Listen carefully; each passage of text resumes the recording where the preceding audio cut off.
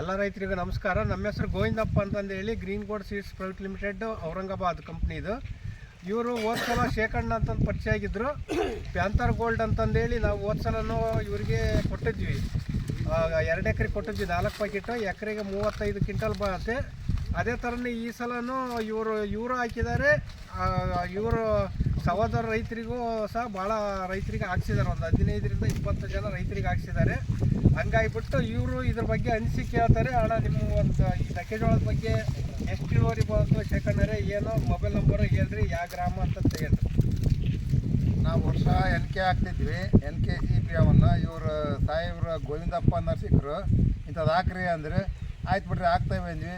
Panther rate ಹೆಚ್ಚಿಗೆ ಆಕತಿ ಅಂದ್ರೆ ಆಯ್ತು ಬಿಡ್ರಿ ನೋಡೋಣ ಅಂದ್ವಿ. ಒಳ್ಳೆ ಇಳುವರಿ ಬಂತು. ಶೀತಕ್ಕೆ ಅದು ಬಗ್ಲಿಲ್ಲ.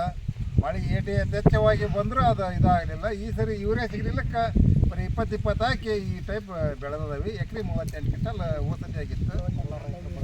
ಬೋನ್ಯಾಗ ನಾನೇ ವೀರ್ಯ ಹೊಡೆದ್ವಿ. ಯೂರಿಯಾ ಸಿಗಲಿಲ್ಲಕ್ಕ DAP ನಾನೇ ವೀರ್ಯ. ಹಂಗಾಗಿ ನಮಗೆ ಒಳ್ಳೆ ಇಳುವರಿ ಬರುತ್ತೆ ಅಂತಂದು ಗೋವಿಂದಪ್ಪರಿಗೆ ನಾವು ಕೃತಜ್ಞತೆ ಸಲ್ಲಿಸ್ತೀವಿ. ಎಲ್ಲ ರೈತರಿಗೂ ನಮಸ್ಕಾರ.